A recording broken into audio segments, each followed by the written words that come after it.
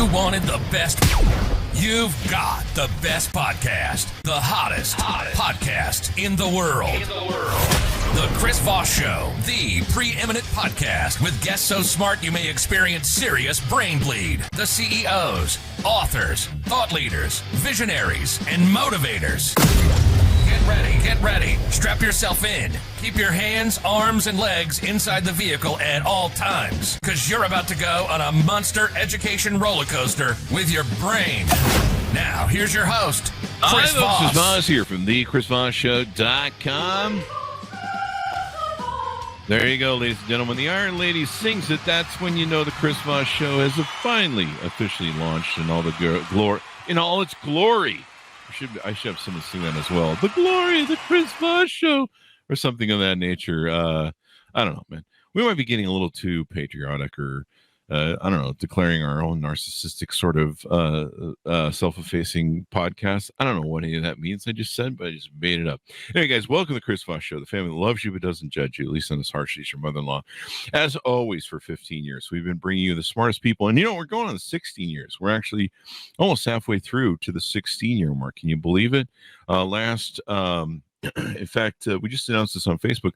Last month, we put out 100 shows in 31 days. So if that doesn't seem a lot to you, those are just work days that we did that in. So that's about 3.2 shows a day. So if you're not paying attention to all the shows, you're not listening to them, you are missing out on so much great content. We have the CEOs, the billionaires, the White House presidential advisors, governors, Congress members, U.S. ambassadors, astronauts, Pulitzer Prize winners, some of those brightest people from all walks of life. They come on the show and they share with you their journeys, their stories that are the owner's manual of life, and they teach you in so many different ways. I sit on the show and every day I learn something from a guest, at least one thing, some sort of a new epiphany, some new way of looking at something. And so if you're not listening to every show, there's a test on Saturday, and if you flunk it, we make you go back and listen to all the shows again. So make sure you stay up to tune. Anyway, guys, refer the show to your family, friends, and relatives. Go to goodreads.com/Chris Voss, linkedin.com/Chris Voss. Chris Voss, one on the tickety-talkety. The big LinkedIn newsletter. Subscribe to that thing. Holy crap. It grows like a weed like every day. And I just go, there's this many active people on LinkedIn. Go to the big 130,000 group on LinkedIn as well. Sign up for that. Chris Voss, Facebook.com for our big groups over on Facebook. And you can talk to us on the show. There's a private messenger for it. So I don't know, but there's no Snapchat. So there's that. We have an amazing gentleman on the show. We're going to talk to him about what he does. Jake Stahl is going to be joining us on the show. He's a Fractional's Chief Learning Officer. So that would be an FCLO. I can't even keep up with all these topics. All I know is what CO stands for. I don't even know what COO stands for. I think that just stands for coo. I don't know what it means. Conversational learning dynamics pioneer is what Jake Stahl does. And he's going to enlighten our knowledge, or our wannabe knowledge that we're going to get from him with all the stuff that he does. Jake is a pioneer in conversational dynamics and highly regarded fractional chief learning officer. He is revolutionizing sales through his adaptive conversational blueprint, turning sales professionals into relational architects capable of forging profound connections with prospects.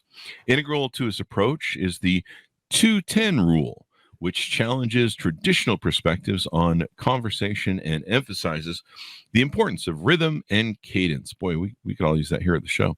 With a rich background spanning 30 years, Jake has shared his expertise in training and development across 6 countries, impacting over 10,000 individuals.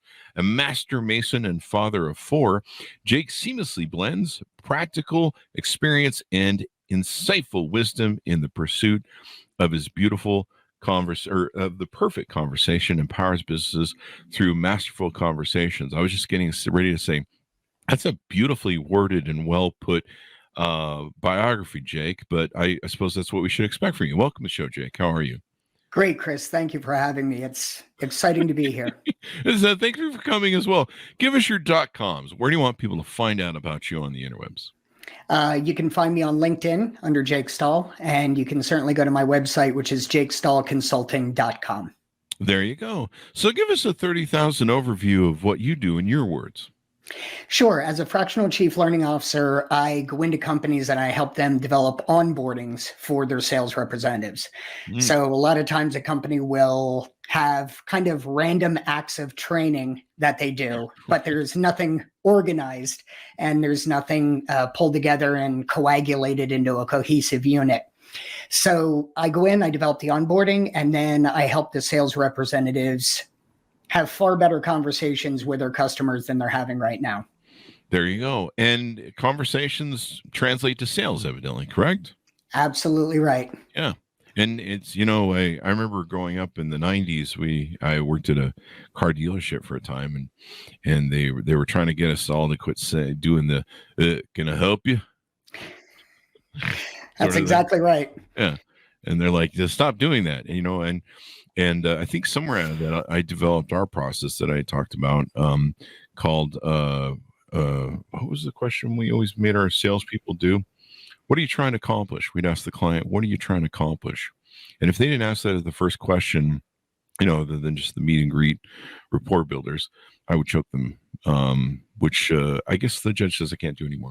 So tell me what this fractional thing is. Let's lay a foundation for that for people that don't know, because we get a lot of fractional COs and I think CMOs, and I think we have everybody on who's been fractional. Tell us what that means. So fractional means that you go into a company and you fill in for a C-level spot. Okay. So you're actually among the group that steers the company, and you're there for a fractional period of time. So it's not like a contract where you're there for 6 months. It's more where you are there for several hours a week. So you may give 4 hours a week, 5 hours a week, and then be available for texts or phone calls. But it's not the same as contract work or consulting work, because you're at a different level and you're functioning as one of the drivers of the company. I need to add this to my Tinder dating profile, because I'm a fractional dating person. I don't do the full-time position of ownership, but in marriage, I think some people call it, but I'm a fractional husband. That's what I think I'm going to start calling myself, a fractional husband. Yeah, just add an F to the front of your title, and I think you're ready to go. Most people I date use the F word to describe me anyway, as in like F that guy. So there you go. So how long have you been doing this, and you've really developed your craft in building conversations, and let's delve into this. Why are conversations so important in the sales process? Well, it's not just the conversation, Chris. It's almost the cadence of it. Mm. Content now, what is cadence? So explain that for people like me who flunked second grade and people who need, the Gen Zers. Sure. Think about it this way. If you watch two young kids communicate, 5, 6 years old, it's a very fluid communication. Mm. That's my mom. Which one is yours? I like trucks. What do you like? I'm 5. How old are you? It's a distinct back and forth. But what happens, Chris, is somewhere along the line, salespeople cross over into a zone where conversation is no longer apparent. It's falling back on a script. It's answering objections. It's segmented out into portions. And we don't do that in real life with anybody. We don't segment out our conversation. We let it flow by creating a steady back and forth. We establish a cadence. Mm-hmm. And the problem is with some of the sales teams that I work with is they put a big emphasis on content. So I'm going to tell you this and you're going to listen to that, but they never establish the back and forth that's conversational. Yeah. So I have, as you read my bio, what I call the 2-10 rule. It's a basic rule for establishing a cadence. But even though it's a basic rule, it's super hard to follow through on. And it takes a lot of work by people. Somehow that shift from personal conversation to business just causes a complete change in the way we communicate. Really? And then, so give us a description of what the 2-10 rule is. Sure. So pardon me, the 2-10 rule basically says that for every 2 minutes you're conversing in a long conversation, perhaps a sales pitch, or you're training people, or in a boardroom, for every 2 minutes you're pitching, you look for an interaction, or you create an interaction with a person. You check for understanding, you get them involved in the conversation. Then once you hit that 10-minute mark, you regroup. Hey, I've covered a lot in the last 10 minutes. Is there anything you didn't understand? Is there anything you need me to repeat? Ah. But the 210 rule isn't just 210. You could interact more often. For all intents and purposes, it could be a 30-second, 5-minute rule. Mhm. But all you're doing is you're establishing a cadence of back and forth, checking for understanding, and making sure that your message is getting across. And Chris, when you talk to other people during the day, most people will do this with you in a direct conversation. Mhm. But as soon as you get on the phone call with a salesperson, it's like that dynamic just dies. It goes out the window. And Yeah. companies that I've worked with to do this some of them have 3x sales and increased their customer service ratings by as much as 1.5 stars. It's amazing the difference cadence makes, because without cadence, the content doesn't mean a thing. And would you say that this falls in the same sort of? I love the fact where you make sure everyone's on the same page. You're kind of flushing out what from my training of sales in the background and Zig Ziglar stuff is you're kind of flushing out, making sure there aren't any objections, but you're also building rapport, and then you're also getting the test close. Where do you understand what is everything? I do. I used to read a lot of Zig Ziglar. Yep. So is that in the same frame of what you're discussing and building rapport and stuff like that? It is. And I think, Chris, it takes it a step farther. Mhm. I think a lot of sales companies or companies that are looking to increase revenue with a direct sales force look at it as though if I can push as much information as possible, it's going to be great. But they don't bother to establish that rapport. Nobody wants to listen to it. So it actually goes beyond just the checking for understanding. It goes into relationship building. It goes into trust building, because something really cool happens when somebody feels good about a conversation. They attribute that good feeling to speaking to you. And what that leads to is another conversation. So you're not just setting the tone for a conversation, you're setting the precedent for conversations to come. There you go. I can use this in dating too. If you have a great conversation and make people feel good and feel important, you might get a second date. This is to me, building rapport is a lost art in business. And I mean, I we're pretty big on LinkedIn. I don't think we can take new people anymore and connect, or I think we have to keep going in and unfollowing people to connect. And I get flooded with all sorts of advertisements and sales and pitches, and man, they don't build any rapport with you, man. They just go right for it. They do not take me to dinner and wine and dine me. They're just like sales pitch, boom, blah. Yeah, I got one like that today. Yeah, and you're like, I don't know, you're from Adam, man. You got to wine and dine me before you put the old big kisser on me. At least that's what we say on Fridays, right? But there's a lot of dating callback jokes this show. It's a theme. But gaining rapport and what you said, building trust and a relationship with people. People buy from, and correct me if I'm wrong, but this used to be the case. People buy from people that they like, people they trust, people that they feel have their best interests at heart. That's why we always used to ask people, what are you trying to accomplish? Because people would be like, wait, you care about what I'm trying to accomplish. You want to help me achieve my goals.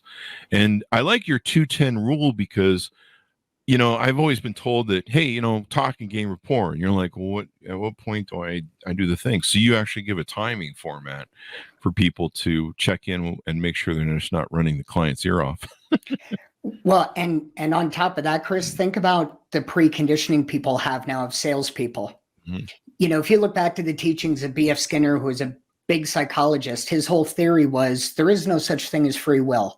We're all just one big set of preconditioned responses we've given that have yielded good results in the past. Mm-hmm. So anything we do once we get to a certain place in life reflects back on the decision we made before, and we're just recycling. Oh. So if you think about where we are as salespeople right now, people are so preconditioned to automatically dislike us as a group of people that breaking through that conditioning should literally be your first step. As soon as a salesperson comes on and says, hey, how are you? Bing, the preconditioning buzzer goes off. They start to shut down, and you have to fight to just get back to normal again. A lot of the things I talk about with companies is how to break that. Because until you do, you're fighting an uphill battle. Definitely. And it's all about sales, but the relationships you build can go a lot of places. I mean, sometimes I've built great relationship with people and they're like, I'm just not in the market to buy what you do, but you get referrals, loyalty, customer loyalty as well. You talk about the rhythm of rapport. How does that play into what we've been talking about here? Well, when it comes to the rhythm and the rapport, I truly believe, and after 30 years of doing this in multiple countries and in multiple different industries, I think rhythm leads to the rapport. Because let's face it, if you meet somebody for the first time and they talk your ear off and it's all about them and very little about you, there's no rhythm there. It's a one-side megaphone in your face of what they did. And that can really destroy rapport. Think about when somebody calls you on the phone and you look at the caller ID and you're like, oh, good Lord, not them. I just don't have the time. I'm not going to pick up. I'm going to bet money that person never established that rhythm of, hey, how are you? After they've told me about them. So in my opinion, Chris, rhythm is everything when it comes to rapport. And again, the cadence is far, far more important than content. There you go. So what are some other ways people can develop the right rhythms and cadence? Do we need to have like a drum beat metronome in the background going on? I get asked that all the time. Do I have to look at my watch? My answer is simple. If you need to get back into this, maybe it's not the worst thing in the world. Yeah. This is something we have to think about again. We have to think about, oh my God, have I been talking that whole time? When I network with people, I can't tell you how many times I hear people say, oh my God, I've dominated the conversation. Well, that's because I want to hear what you have to say. So I think one of the biggest things we can do is not talk with the thought of talking again and not listening with the thought of talking. We need to take a breath. And if after somebody's done talking, you even pause 1 second, it says a lot about who you are, about what they've said, and about what their conversation means to you. It's never anything huge that makes a difference in a sales conversation. It's the basics. I taught the martial arts for 20 years. And if I ever got into an altercation, I'd probably break it down into 2 moves that I just know well. Doesn't have to be fancy. It just has to work. There you go. That's also what my Tinder profile says. I don't know what that means. Just a callback. It's funny, but I don't even know what the hell that means. So yeah, you bring up a good point, and then of course what I'm doing with you right now, reflecting what you said back to you, lets your prospect know that you care and you listen to what they said and what matters, and you're just not pushing, sell my stuff.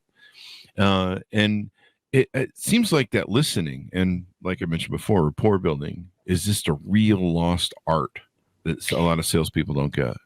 I would agree. And I think, Chris, that's the danger we're coming into with AI is we're going to be so focused on just generating messages that listening is going to become an even more lost art. One of my favorite sayings is a lion never has to tell you it's a lion. You just know. And so if a sales rep has to go in and constantly tell you they're a lion, you're not one. So I know I'm going to bruise the ego of a lot of salespeople, but I've been there, I've sold, and it's about you, and then it's about your product. And when you say it's about you, do you mean as in how you sell the client, or the client wants to buy from you first and then your client? Is that what you mean? Yeah. And just as a step beyond that, the client really does need to like you. They need to have bought into who you are and what you are. I can tell you that when I was growing up, my dad owned a pharmacy, privately held pharmacy. And people used to come to our pharmacy, even though we were higher priced than the chains, because my dad knew everybody by name. Hundreds of customers, and he'd call them by name when they came in. Had nothing to do with price. It had to do with him. And they were willing to pay more to get that satisfaction of being recognized. Yeah. Yeah. I'm a big believer in that. They people buy you. I mean, that sales is everything. I used to have people that would come on the car lot when I was a kid, and I bring this up because it was when I was first learning sales. And they'd be like, "Hey, we're gonna go around to all the different dealerships, kick the tires. We're not sure if we want a Chevy or a Ford, or whatever the hell it was." And you'd go ahead and do your sales shtick and gain rapport. And I really like people, and so I talked to them about what their lives were and what they were trying to accomplish and stuff. And then if they liked you, they'd usually end up buying from you. And I'd sit and think after the sale, and I'm like, they end up buying me, and they really like me, and they shook my hand, and they just had such a good time and thanked me. And they were telling me when they first met me, they were going to go drive all over town. Maybe they had some friend they knew at Ford dealership, and we were at the Chevy, and I'm like, it's kind of funny how that works, where I hear so many people, they say they're going to go drive around town. Sometimes they would, be like, "Hey, we're going to go, Chris." And I'm like, "Well, let's sit down and work at a deal and, see what's going on." Or maybe, you don't like, I discovered maybe they didn't like that particular model or car, and we learned to, go, "Well, let's, find something we do want. I didn't realize you didn't like that." But yeah, it was always funny to me because I'd be like, it's kind of weird when they first met me, they were going to go, I used to sit and wonder, like, why do people, they just walked onto a car lot and they bought the first car that I sold them. Yeah. And they bought you. And now it's gotten to the stage where I just bought a car not long ago, and the person was far more interested in me giving them 5 stars afterward. It's like, if you're going to give me anything less than 5 stars, let me know beforehand. Really? Well, Wow. It's going to be about what you earned, not about, me calling you to tell you could have been a star better. Yeah, that's it. I hate that stuff that companies are making people do that too. Yep. That it's the guilt thing. And you're like, like you get that from the cable company, and the poor agent goes, "Hey, can you make sure and give me the stars?" And you're like, "Well, I hate your cable company. You gave me great service for this one call, but I mostly just hate your cable company, and I can't do anything about it because you're a monopoly. But I know that if I give Bob, less than 5 stars, Bob's getting fired tomorrow. So I got to deal with that sort of guilt." It's funny you mentioned that, Chris. I don't have cable anymore. I stream everything. But when I had a cable company not long ago, they called me one day to check in. And when the end of the call came, I said, "So do you have 2 minutes for a survey?" And they said, "What do you mean?" I said, "How would you rate me as a customer? Was I good to you on this phone call?" And I started doing that. And I could tell that I had gone completely off script for them. And there was a dead silence on the other end of the phone. But again, there's another thing with sales. You get so far on script, you can't go off. But yeah, it was a stunning. I'd love to hear what she told her family that night about the conversation. That's hilarious. I did get a 5 stars as a customer, though. Which did you though? Nice. Yeah, well, absolutely. Good. Yeah. Good job. You're a good customer. More people should use you. You talk about something called, and I think we've alluded this a little bit in our conversation we've been having, but you talk about beyond the script, revolutioning sales with the adaptive conversational blueprint. That probably plays into what we're talking about a little bit. It does. The adaptive conversational blueprint was something I came up with after looking at a value-based selling model and looking at experience I've had over the past 30 years. And it talks about the perception that the customer has of you. Mm-hmm. And several key points you need to cover in your conversation before the sale's going to hit. So the blueprint basically says, if you cover these specific points in your value message, the chances of you getting to the next step with that customer are going to be pretty significant. If you don't cover those, I can promise you it's going to be more difficult. And it's gotten to the point where when I listen to a call from a salesperson, I can tell what part of the value prop they didn't have. Mm-hmm. And I can help them pinpoint where they went astray. So the blueprint is nothing more than a way to say, are you doing the 2-10 rule? Do you understand what their perception of you is and how your perception of them is guiding the conversation? And then some basic pieces of information people need to know to make a decision. How quickly am I going to get value from this? How much effort do I have to put into it? How close is it to my dream outcome, the thing that I expected? Mm-hmm. So if you cover those different pieces, it just makes the conversation a lot better.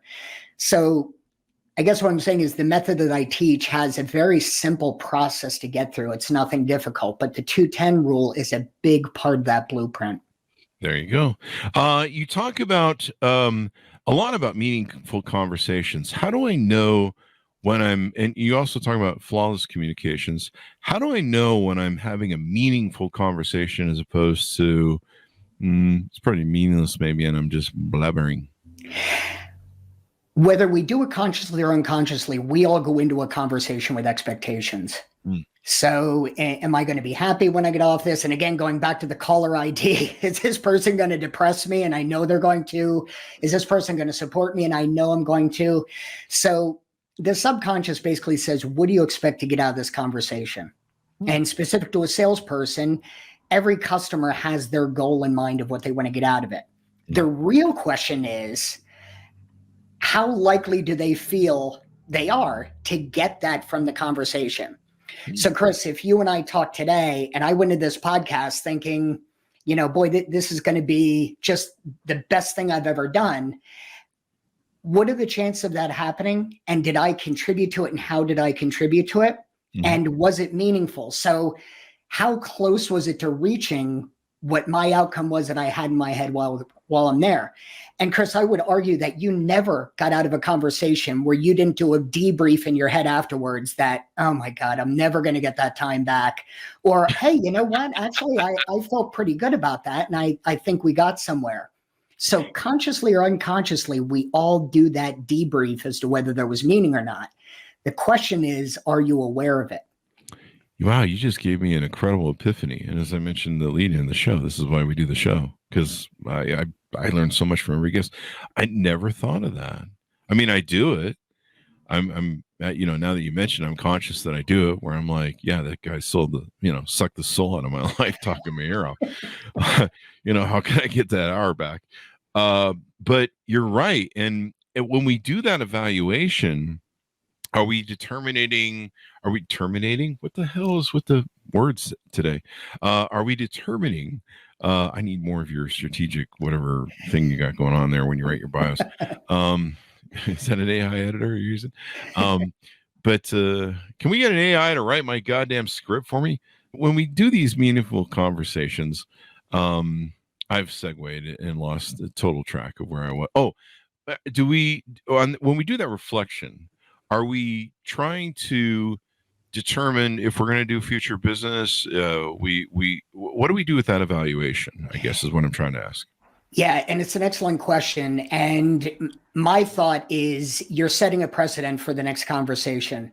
And in a couple of ways, not only for your next conversation in life, like if you talk with somebody and you get furious or you get depressed, you're setting the precedent for the next person that you talk to, because chances are you're going to carry at least a little bit of that mood in the next conversation. And you're also setting a precedent for the next conversation with that person. Mm-hmm. So if you and I have a great conversation, you go, man, that Jake's a great guy to talk to. I'm looking forward to us talking again at some point. Mm-hmm. Or to your point from earlier, Jake sucked my soul out, and I honestly don't ever want to talk to him again. Yeah, unless you're into that sort of thing. Right, yeah, the soul sucking, I'm sure has. There's an OnlyFans for that. I don't know.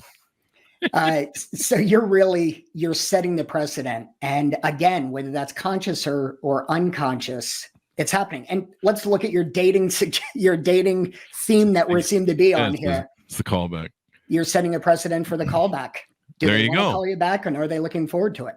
That's true. And they think about you, and I imagine we put things in a place. Like I have things places I like to buy from, but it's the people that make it fun for me and make it more valuable. Because you can buy from anywhere, some things, but it's the people that make it the thing for me that matters. I was reading recently that the companies that started doing this huge rollout across the world, where they started doing these automated tellers, the automated swiping that you have to do at the grocery store. You don't speak to a cashier hardly anymore. And they tried to force everybody to do the work. I've heard they're starting to roll those back for a lot of different reasons. And they're finding that customers don't like it. They're very unhappy with it. Evidently the amount of theft and fraud, because people cheat the systems, is gone through the roof. So there's a loss leader there that's making them wake up. But I think what people miss the most is that interaction with being treated as a customer, number one, and that interaction with someone who's an agent of your company, you know? Yeah, and it's funny. I don't know if you ever listened to Bill Burr, but he had a great comedy special one time that talked about that. He said, yeah, I go in. He goes, I don't see anybody. I check myself out. I didn't realize it was my night to work. He goes, I would have dressed differently. Yeah. I mean, I've joked about how what's next? I got to stock the damn shelves around here. Yeah, exactly. You know? Hey, where's the peanut butter? You're gonna have to pull it off the truck in the back. Oh, damn it! I mean, I have to do that at Walmart half the time. But, I refuse to use a self-checkout just on principle. You and me. I'm glad to know there's more of us in the world. We need to form a union tonight. I'm an asshole about it. So I go find whoever's running around. I go, hey, I want to check out. Like, you got a few things there. You can check out the thing. They give me that sort of attitude. I'm like, no, I want a cashier. I want a bag. I'm the same way.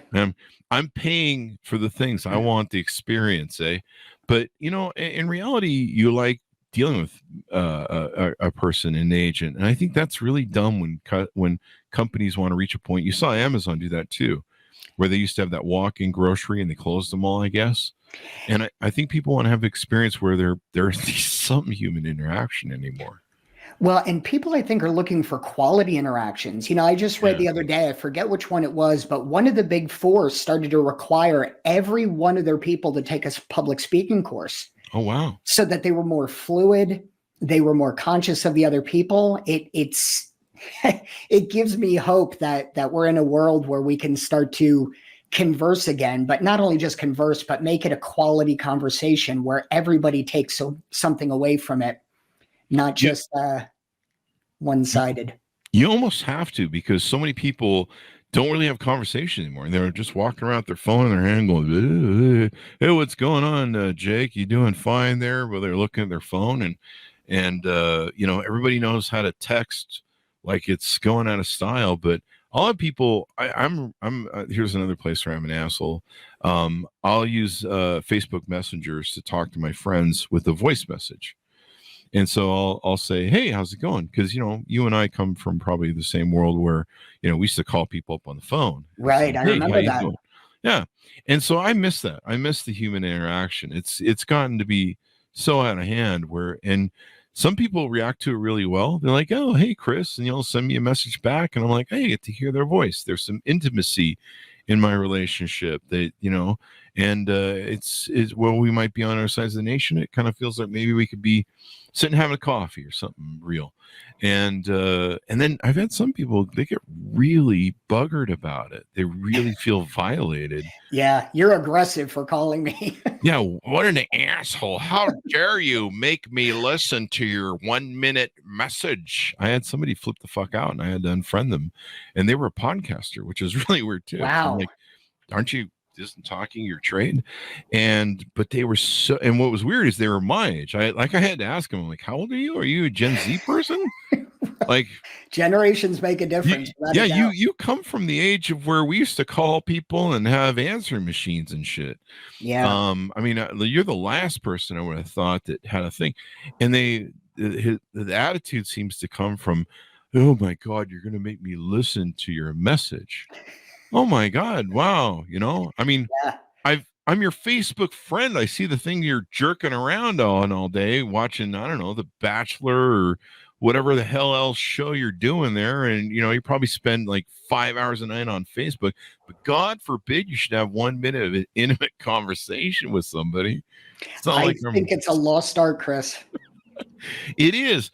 But you know what's funny about it? And what's funny about what you're doing, it's not really funny, but it's interesting and funny. It is actually funny. It used to be, because I used to work for a company called Car Products. And when you do sales, you would sell to these industrial factory mechanic shops and stuff. And so you always have to go to the buyer, and the buyer's hidden behind a team of militant freaking secretaries who you go in there with flowers, roses, chocolates, you're kissing everyone's butt. You're trying to do everything you can to get her to give you an appointment with that guy whose book is always full of appointments. And there's a whole, room full of salesmen and that one time you can finally get him on the phone with you, and he's got like 3 minutes, and you're just trying to turn into a sale, whatever you can do. Now it's different. Now you can easily get through to people and talk to them. They're just like, wait, you want to talk to me? You want to have a conversation? Like, this is kind of weird. It's almost kind of like the opposite, where it's so few and far in between that if you can master that trade of having, a good, intimate, meaningful conversation, as you put it, it makes all the difference. And think about how our attitudes have changed about those conversations too, Chris. In an average sales organization, they say I can close 1 in 100 people. So in order to get the business, I need to call 200 people to get 2 closes. If you think about it, that's nothing like reality. I read a study the other day that said your odds of finding, and here back to your dating thing, your odds of finding your perfect mate on any given day is 1 in 562. That explains my 35 years of being single. There you go. So, but we never think, in order to find my soulmate, I need to date 562 people today. Actually, I do. But in sales, we boiled sales down to odds. We boiled it down to a math equation, and it doesn't have to be that way. The art of conversation can up those odds. I think we just need to step back and take a look at how valuable that really is. Most definitely. So you have some different ways of unlocking the mind, decoding instant rapport, psychological tactics for flawless communication. Imagine we've covered some. Do you want to tease out any other ones? Yeah, let me just cover one that's really cool. And hats off to the social psychologists who did this experiment, but they didn't experiment in a New York City library, not the friendliest group of people. And they did it in a line to a photocopier, which makes them even less friendly. And what they did was they threw some people in the line as experiments saying, can I cut in and make a copy? Well, that just wasn't happening. But when they used the word because I need to catch a bus or because I'm running late, they found that compliance went up at a staggering percentage. But here's the weird thing, Chris. What they found was it didn't matter what came after the word because. They could say, I need to cut in front of you because I need to make copies. It was the word because that meant everything.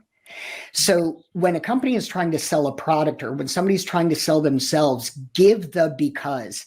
Our brains have been so programmed to find cause and effect that the word because can dramatically change the compliance of the person on the other end of the phone. So that's just one of a lot of different things you can use. But I find that fascinating as all get out, that one word can make that big of a difference regardless of what comes after it. I'm going to use that on my Tinder profile so I can get those numbers that you cited for dating to come down. I'm going to say, I need to find a relationship because I don't want to die alone. Well, this study shows you could just say, I want to find a relationship because I want to find a relationship, and it would work just as well. Oh, yeah. I can just make up whatever I want. Absolutely. I don't know. It's a hard thing. Do you want to be single and happy or married and miserable? I don't know. It's a tough call. That's a marriage joke, people. So let me ask you this.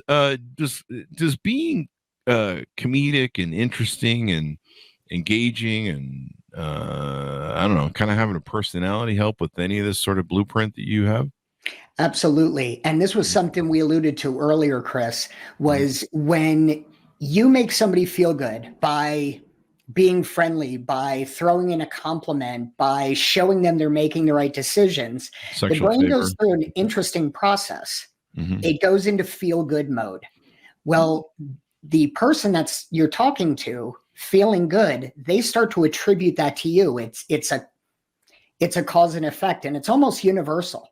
You never find yourself thinking, oh my God, I really need somebody to bring me up. So I'm going to go the lousiest person I know who never listens to me, right?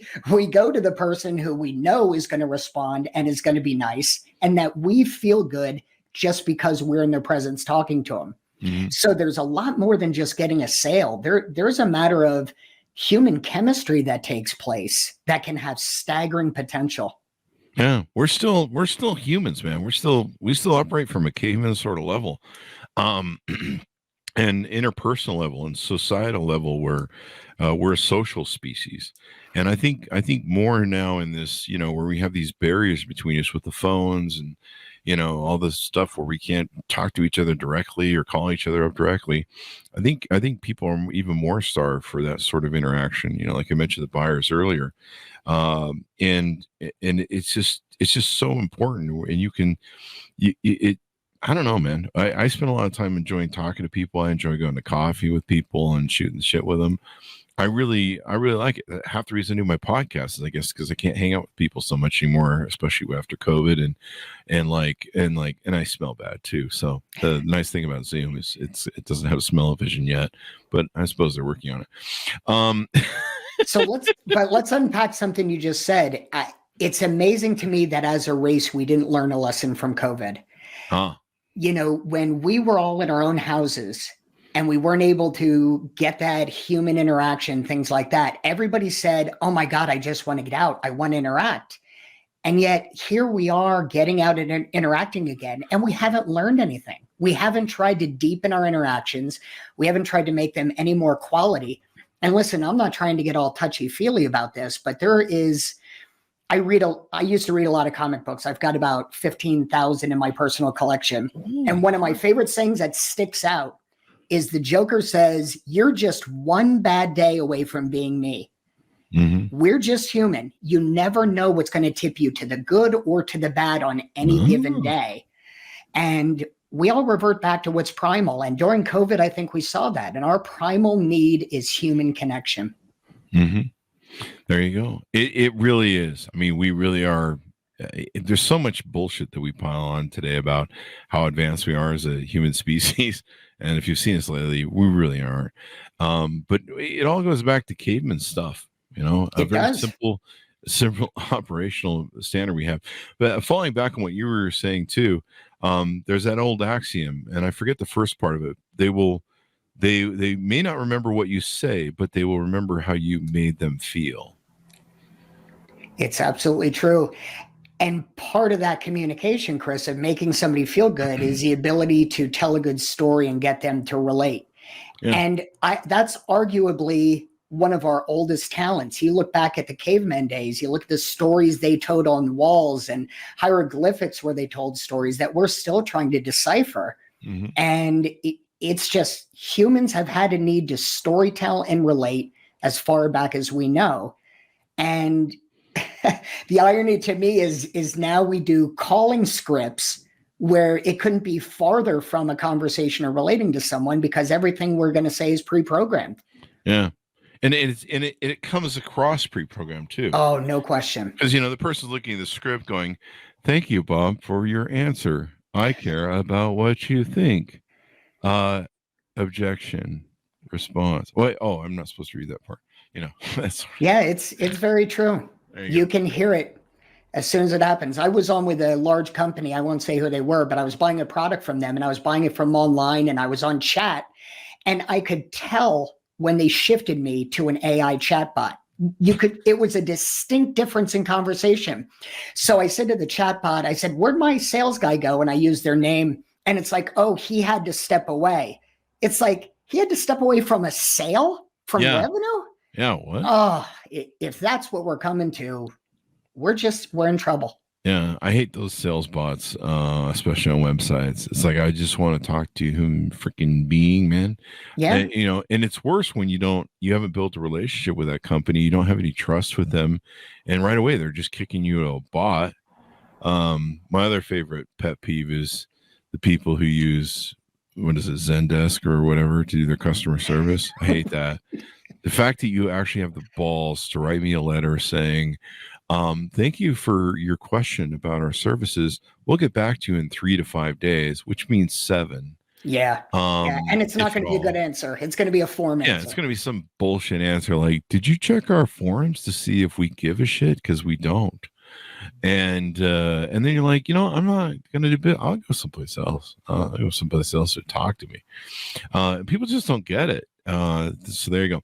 They don't. And I ask my CEOs when I work with a company, I say, do me a favor, call your customer service line. Tell me how it goes. Yeah. Ask for a call from your sales rep. Let them call you and you converse with them. Tell me how it goes. Mhm. The number of people that come back to me and go, I had no idea, it is extremely large. And it's right. You don't. Yeah. You don't. It's something I used to do in my business as a quality control thing. You know, we had a huge telemarketing arm for our mortgage company, other companies, but I would call in to the front desk and try and change my voice so that no one knew I was the boss. And then I would go through the sales process of, like, you know, the transfers and stuff. Yep. And I think there's one time we almost fired the secretary because she kept picking up, and then I could hear her talking to somebody in the background, and I'm like, what are you doing? And then she would get on the line like 2 minutes later. Hi, can I help you? I'm just like, are you freaking kidding me? Yeah. And then, you know, sales processes and all sorts of BS. So let's talk about what you do on your website, your consulting services, and flush all that out. So you not only do the fractional thing with companies, but it looks like you might do individual coaching as well, or group coaching. How does that work? I do. A lot of times a head of a company will come to me and say, you know, we're not having good town hall meetings. I'm not getting through as a company. Our culture isn't great. Mm-hmm. So I will coach leaders of companies, whether it's a CEO, COO, or I will coach salespeople who just feel as though they've hit a wall. And we will talk about how to break through, how to start things again at a point where it's an actual conversation, where you're addressing concerns. And again, Chris, this is not rocket science. This isn't anything heavy. As a matter of fact, I'm always amazed at how I'll listen to a salesperson get off a call and they'll be so rigid and so script focused. And then they'll turn and talk to me as a coach. And it's completely different. It's not even the same type of conversation dynamic. So that's a lot of the personal coaching that I do. I get fractional people or business owners that come on and say, I can't sell myself. Love my product, but I can't sell me. Wow. So I will work with those people as well, just on how to sell yourself. And the reality, Chris, is you don't need to sell yourself at all. You make yourself a person that it can hold up a conversation and can legitimately address people concerned with your product. And you'll be amazed at how you convert to a salesperson. Yeah. It's more about probably what you say or do than what you say. You know, people get a feel for, you know, I can tell jokes about people and I can and crack people, and they know that I care, and it comes through. You know, it was the famous insult comic. I forget his name all the time, but I was a huge fan. And Don Rickles. You know, Don Rickles. And Don Rickles could be, you know, he could seem a little mean if you didn't know who Don Rickles was. Yep. But you know, he used to always say, people get a sense that I still care. They get a sense that I love them and trying to make them laugh, you know, and he'll do self-facing jokes as well. And, you know, he lets everybody know that, you know, he's just not picking on people. And people sense that. I think they sense that you care, that you have their interests at heart. And if they don't, you know, then I think they sense that as well. I agree. I think we have a lot of instincts built in, whether you call it the reptilian brain or a hunch or a gut reaction. I think a lot of people have those nowadays, but we don't have to interpret them the same way as we did 20 or 100 years ago. So a lot of times we don't know where to go with them and what to do with them. And a lot of it is just getting back in touch with who you are. And listen, I'm not saying I'm a life coach or that I'm holistic or I'm a psychologist. I'm more of a person that just helps you get your conversational dynamics back. I've helped some people who were couples who were just on the opposite end of the sofa start to get back together. But again, it's just changing a conversational dynamic. There is nothing complicated here. It's just a matter of doing it with consistency and with sincerity. And I teach a lot of methods on how to do that. It's crazy to me sometimes at how simple a solution is when we're not the ones with the problem.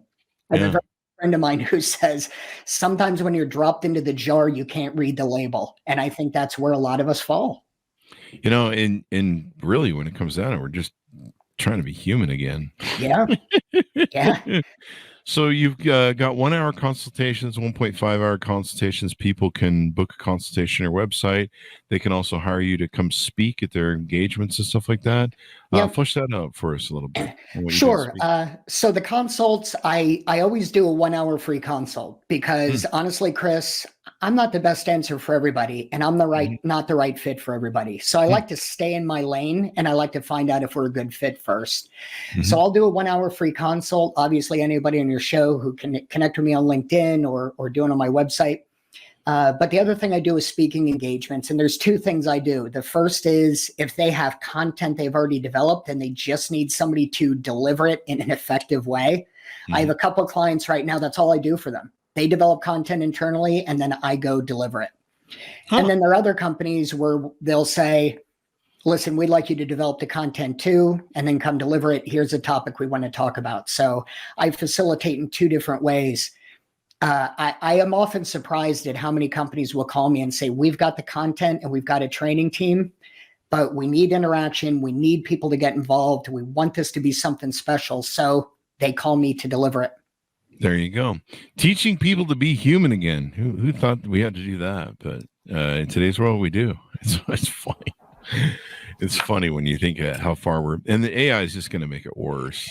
I said, I look forward to the day where somebody AIs me and then I don't know what to say. So I get AI to create a response. And before you know, you've got ChatGPT talking to Claude and back to ChatGPT. It's going to be an interesting world. Yeah, they're just going to have a little conversation there. What's going on? Exactly. You 2 talk. I'll be back. Let me know what missiles to kill the human race. I see what's going on. Exactly. Damn it. That was in that movie. So there you go. I love this content you have, and you've brilliantly put it forth and put it together so that it makes so much sense. And sales, I mean, it's kind of become a lost art. But the thing is, if you can do it, and if you can do the things that you've talked about and you teach about, you're going to be like a unicorn in this world. And that's you're going to make a lot of sales. I mean, that's what I think. I agree 100%. Yeah. Yeah, you're going to stand out like a sore thumb. People. When was the last time you said, I loved my salesperson? It's just not said very often. It depends on whether the escort agency called me or I called them. That was the best joke I could come up with. It's a dating callback show. We've mixed Tinder and the thing all the time as well. But there you go. So I have no idea what any of that means. Thank you very much for coming on the show, Jake. Give us your final pitch out to people. Tell us the .coms. Where can people find you on the interwebs? Sure. It's Jake on LinkedIn. I'm Jake Stahl, JakeStahl, and my website is jakestahlconsulting.com. And I have a book coming out on the 210 rule coming out in May of next year. It's going to be the 210 rule, why cadence trumps content. And it's going to talk about a lot of different ways to gain interactions, everything from empathetic questions and statements to the use of silence, to the use of flattery, all of it genuine, mind you, nothing synthetic or contrived. But there's going to be a lot of techniques on how to interact with people if you're at a loss and how to elicit information without really asking a question. So there you go. I'm hoping it'll be a good book. I'm sure it will. I mean, I read your bio, and that's probably one of the best well-written bios with chewy big words and intelligence, as they say. They don't say that. It stays crunchy in milk too. It's crunchy in milk. There you go. Maybe that should be the title of your new book, How to Be Crunchy in Milk. That would be catchy. That sounds like an OnlyFans. Anyway, thanks for coming on the show, Jake. Thanks for having me, Chris. Thank you. And thanks so much for tuning in. Go to goodreads.com/Chris Voss, linkedin.com/Chris Voss. Subscribe to that big LinkedIn newsletter. That thing grows like a weed. Go to the 130,000 LinkedIn group over there. Also go to chrisvossfacebook.com. Chris Voss one on the tickety talkity. You can see all the stuff we got going on there. Trying to be cool with the kids, but they don't care. We're just old and whatever. So there you go. Thanks so much for tuning in. Be good to each other. Stay safe. And we'll see you guys next time.